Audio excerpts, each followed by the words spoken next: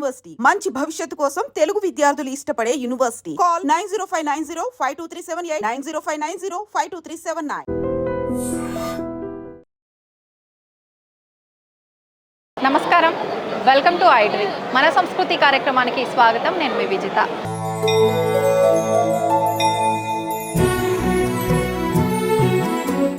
ప్రస్తుతం నేనున్నాను బెహలూఖాన్గూడలో ఉన్న ఎల్లమ్మ తల్లి టెంపుల్ దగ్గర.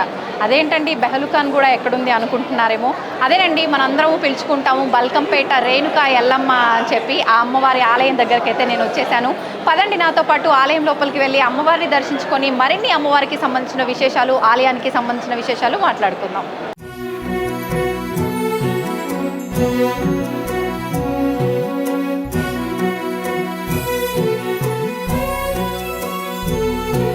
सहस्रचन्द्रनित्यकातिकान्तचन्द्रिका जये दिशोऽपि पूरयद्विदूरयद्दुराग्रहं कले कृतामलामलाकलेवरं वरं भजामहे महेशमानसाशयन् वहो महो महोदयं महेशमानसाशयन् वहो महो महोदयम् ब्रह्मस्वरूपं रौद्रवीक्षणं शूलिनिवारिणि कापालिनि दुष्टुल शिक्षिंचे भद्रकाळि बापुल परमाचे पराशक्ति भवानी अम्बिके चामुण्डे भगवती ध्यायामि चण्डिके भगवती ध्यायामि चण्डिके.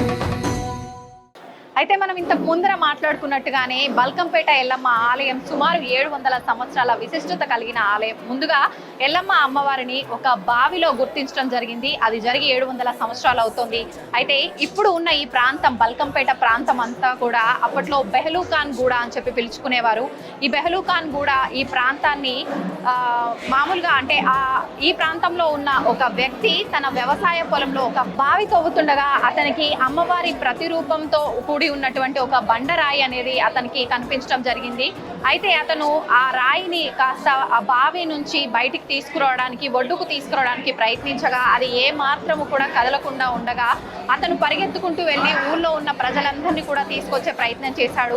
ఎంతమంది దాన్ని కదిలించాలని చూసినా, అమ్మవారి విగ్రహాన్ని కదిలించాలని చూసినా కూడా ఆ విగ్రహం కదలకపోవడంతో అనుకున్నారు అమ్మవారు ఇక్కడ నుంచే పూజలు అందుకోవాలని ఆమె యొక్క అభీష్టం అయి ఉండవచ్చు, మనం ఎవరం ఇక్కడ నుంచి అమ్మవారిని తీయటానికి అని చెప్పి గ్రామస్తులంతా అనుకొని శివసత్తులు ఈ విషయాన్ని తెలియజేయడంతో ఇంకా ఇక్కడే అంటే బావిలో అమ్మవారు బావి పైనుంచి ప్రతి ఒక్కరు కూడా దర్శనం చేసుకుంటూ అలా క్రమంగా అమ్మవారికి పూజలు అవన్నీ కూడా జరుగుతూ ఉండేవి. ఆ తర్వాత శివరాజ్ బహదూర్ అనే ఒక సంస్థానాధీశుడు ఆయన ఇదంతా కాదు అని చెప్పి 1919లో ఇక్కడ అమ్మవారికి ఆలయం నిర్మించడం జరిగింది.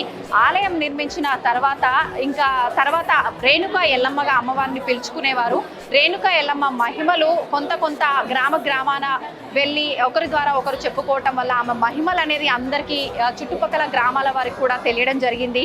దీనివల్ల మీ అందరికీ తెలిసిందే కదండి, ప్రతి ఒక్కరము కూడా ఎక్కడైనా అమ్మవారి మహిమాన్వితమైన అమ్మవారు ఉన్నారు అని అంటే ఖచ్చితంగా మనం ఎంత దూరమైనా సరే వెళ్ళి అమ్మవారిని దర్శించుకుంటాము, మనకున్న కోరికలన్నీ కూడా నెరవేర్చుకోవాలని చూస్తుంటాం కదా. అదేవిధంగా ఇక్కడ వాస్తవ్యులంతా కూడా వారితో పాటు ఇతర గ్రామాల నుంచి కూడా రేణుకా ఎల్లమ్మ తల్లి బల్కంపేట అమ్మవారి దగ్గరికి జనాలు చాలా కోలాహలంగా రావటం అనేది మొదలైంది. ఈ విధంగా ఇక్కడ అమ్మవారికి పూజలు కొనసాగుతూ ఉన్నాయి, పూజలు అందుకుంటూ ఉంటుంది అమ్మవారు. ఇంతకు ముందర ఒక చిన్న ఆలయంగా ఉన్న ఈ బల్కంపేట ఎల్లమ్మ ఆలయం ఇప్పుడు కనుక మనం చూస్తే చాలా పెద్ద ఆలయం నిర్మించబడింది. ప్రత్యేకించి ఈ ఆలయంలో అమ్మవారికి ఎక్కువగా ఆదివారం, మంగళవారం, గురువారం రోజుల్లో భక్తుల తాకిడి ఎక్కువగా ఉంటుంది. విశేషమైన పూజలు కూడా కొనసాగుతూ ఉంటాయి. ప్రత్యేకించి ఆషాఢ మాసం ప్రారంభం అయింది అనగానే బల్కంపేట ఎల్లమ్మ తల్లి ఆలయంలో 3 రోజుల పాటు ఒక ఉత్సవంలా కూడా, ఊరేగింపులాగా కూడా, రథోత్సవం అని చెప్పి, కళ్యాణము అని చెప్పి, ఈ బోనాలు, ఘట్టం, రంగం ఇలాంటి కార్యక్రమాలన్నీ కూడా జరుగుతూ ఉంటాయి విశేషంగా. అయితే ఈ 3 రోజుల ఈ ఉత్సవాలు జరిగే సమయంలో సుమారు 5 లక్షల పైచిలుకు భక్తులు ఇక్కడికి వస్తుంటారని చెప్పి చెబుతూ ఉంటారు. మామూలుగా మనం అంటే సాధారణంగా భక్తితో మనం భగవంతులని ఆరాధిస్తూ ఉంటాము, కోరికలతో ఆరాధిస్తూ ఉంటాము. ఎటువంటి కోరికైనా కూడా స్వయంభూగా వెలిసిన రేణుకా ఎల్లమ్మ తల్లి తల్లి కావున మనందరి కోరికలు కూడా నెరవేరుస్తుంది అని చెప్పి ఆ అమ్మ అనుగ్రహం అందరిపైన ఉంటుందని చెప్పి భక్తుల నమ్మకం. ఇదండి ఇక్కడి బల్కంపేట అమ్మవారి విశిష్టత.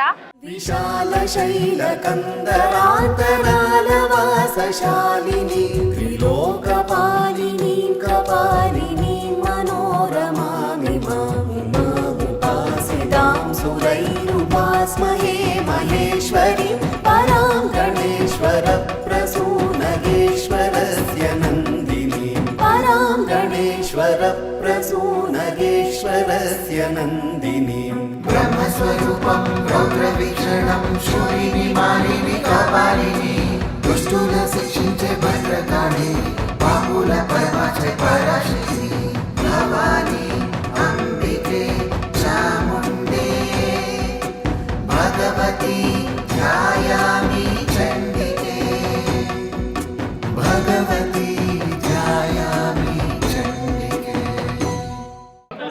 నమస్తే అండి. శ్యామల గారు, మామూలుగా బోనాల విస్తృతి గురించి అందరూ చెప్తుంటారు, కానీ మీ మాటల్లో వింటే అది ఇంకా బాగుంటుంది. ఒకసారి బోనాల విస్తృతి గురించి. చాలా సంతోషం అండి. ప్రతి ఏటా బోనాలు సమర్పిస్తాం, ఎవరికి వాళ్ళుగా వచ్చేవాళ్ళం. ఈ సంవత్సరం బల్కంపేట ఎల్లమ్మ కళ్యాణోత్సవానికి సామూహికంగా అందరం కలిసికట్టుగా అమ్మవారికి బోనాలు సమర్పించడం జరిగింది. చాలా సంతోషంగా ఉంది, ఎందుకంటే ఈ ప్రథ ఇలా కొనసాగుతుంది. ఇది ఇలాగే కొనసాగాలి, ఎందుకంటే మేము ఇక్కడ శాశ్వతం కాకపోవచ్చు, కానీ మా శిష్యులు వాళ్ళ శిష్యులు కూడా ఇలా వారసత్వంగా, మాకు వారసత్వం ఉండదు మామూలుగా. మా వారసత్వం అంటేనే పిల్లలుగా శిష్యులనే గురు శిష్యు పరంపర మా దాంట్లో కొనసాగుతుంది. కాబట్టి ఈ సంవత్సరం అందరం సామూహికంగా బోనాలు సమర్పించడం చాలా ఆనందకరంగా ఉంది. దానికి ప్రత్యేకంగా నోడల్ ఆఫీసర్ గారు అన్నపూర్ణ గారు ఎంతో వ్యయ ప్రయాసాలతో అందరినీ సామూహికంగా ఒక్క దాటి మీద తీసుకురావాలని ఆవిడ ప్రయత్నం ప్రశంసనీయం. ఎందుకంటే ఎప్పుడూ కూడా కని విని ఎరుగని రీతిలో మేము మమ్మల్ని అందరినీ ఒక్క దాటిలో చూసుంటారు మీరు. అందరం ఒకే వేదిక మీద ఉన్నాము, ఒకే ప్లేస్లో ఉన్నాము. చాలా సంతోషంగా ఉంది. అలాగే ఇలా ఏర్పాట్లు చేసినందుకు, ఒక స్పెషల్ ఆఫీసర్ని కేటాయించినందుకు ముందుగా ముఖ్యమంత్రి గారు రేవంత్ రెడ్డి గారికి, కొండా సురేఖ గారికి, అలాగే సిటీ మినిస్టర్ పొన్నం ప్రభాకర్ గారికి, అందరికీ కూడా, అలాగే లోకల్ ఎమ్మెల్యే గారు తలసాని శ్రీనివాస్ యాదవ్ గారికి కానీ, ఇంకా కూడా ముఖ్యంగా ఇవన్నిట్లో కూడా మెయిన్ పాత్ర పోషించింది ప్రిన్సిపల్ సెక్రటరీ శైలజ రామయ్య గారు.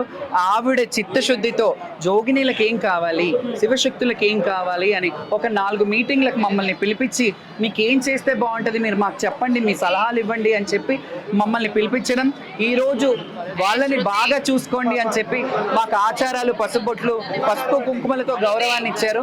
దీనికి మాత్రం చాలా కృతజ్ఞతతో ఉంటాము.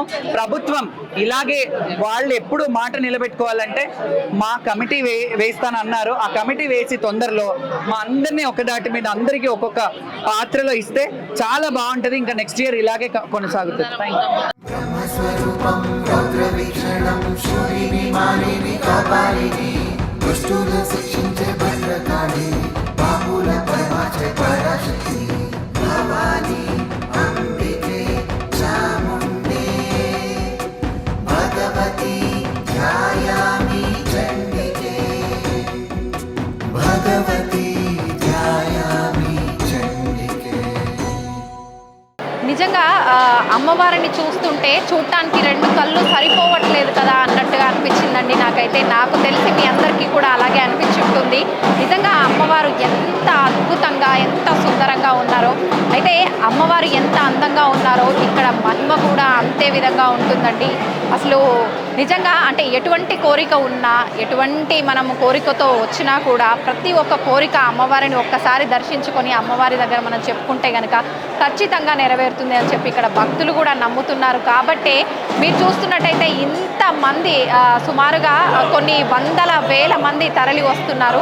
ఇదండి ఇవాల్టి వీడియో. మరొక మంచి వీడియోలో మళ్ళీ మీ ముందుంటాను. నమస్తే. తవ్వండి, తవ్వుతూనే శివలింగం. పరమాత్మకు జీవా సరే, దాన్ని అట్లా కప్పేసేయండి, చూపించదండి. Krishna is there. మూర్తి పూజ కాదు, సాక్షాత్ బ్రజేంద్ర నందన భగవాన్ ఉన్నారు మూర్తిలో.